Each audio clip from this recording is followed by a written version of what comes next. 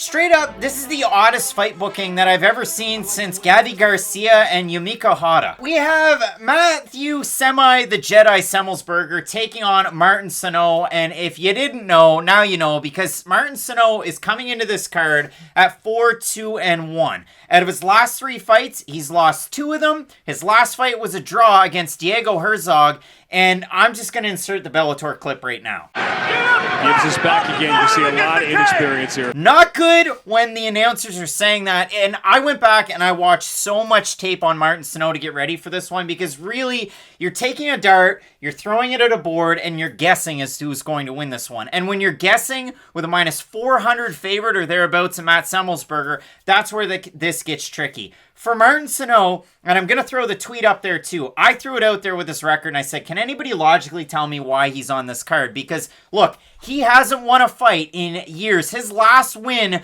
was 7 years and 5 months ago over 4-2 Clint Roberts. And yes, there's tape of it out there, and it's glorious and it's great, but why is he in the UFC?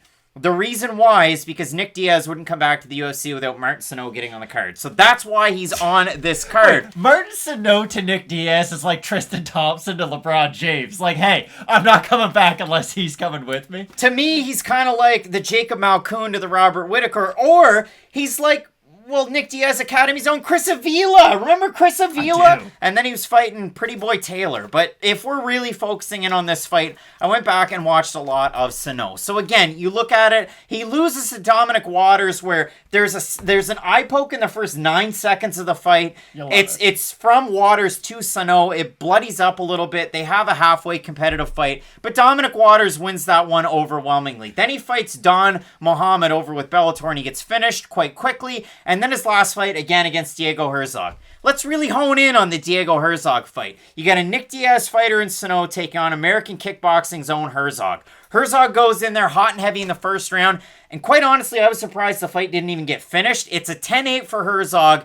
He pounded away. He had Sano in all sorts of bad areas, and then he's gassed in the second and third round. The second round, I had it kind of 50-50. The third round, what Sano does, it's a classic technique. It was almost stalling to me, and he did it in the second round. He pushed Herzog up against the cage. He put his head right there, and then he just hammers away, kind of hits to the body. One shot here, one shot there, a little bit of knees. It's a boring second and third round, but ultimately it ends up, the fight's a draw. There's a couple of 28-28s in there, and I can go on and on about this fight, but I wasn't... But you really don't have to. 28-28, 28-28, and then there was a 28-27. One of those judges saw it my way. I scored it for Herzog. All of this to say, Martin Sano could be on a 3-fight losing streak coming into the UFC taking on Matt Semelsberger. Now, Semelsberger, I've been on this hype train since he fought Carlton Minus in his debut, but if you look at it, he beats Minus. He looks great. He beats Jason Witt. He knocks him out. That ages like fine wine with the fight that Witt just had against Brian Barberena,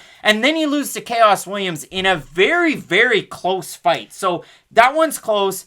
And now he comes into this fight. Well, Martin Sano, we know he's good at jiu-jitsu with the Diaz brother connection, the high rollers, BJJ. Matt Semelsberger came in being a strong safety at Marriott, which is cool. But in MMA, he's kind of one of those all-or-nothing, long-range attacks with his punches, and really good forward pressure and a nice offensive to round out his game. Matt Semelsberger's going to win this fight by knockout. I wish I could say more than that, but like, Martin Sano is only here because of Nick Diaz.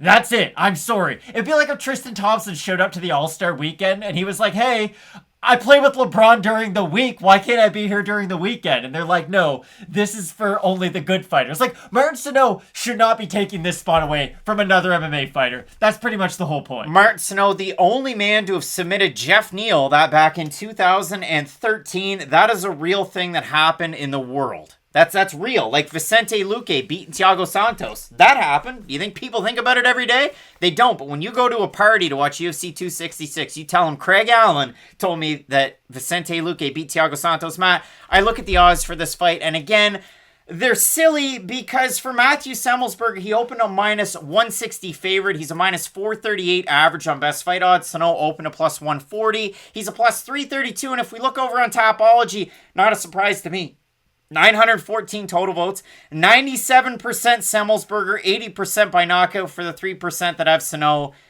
take my papers and throw them out. Matt Semelsberger should win this fight because, again, he's defensively sound.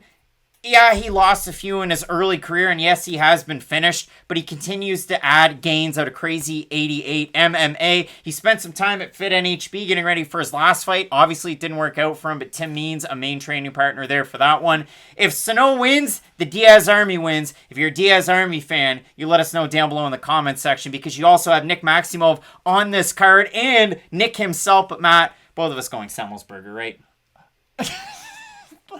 I got nothing to say, Craig. Matt adding so much to the audio version of this show, which you can find on Spotify and Apple Podcasts. But Matt, both of us going with the overwhelming favorite here. And a tweet that I sent out early in the week. I can't believe this is a real fight in the UFC that's going to happen.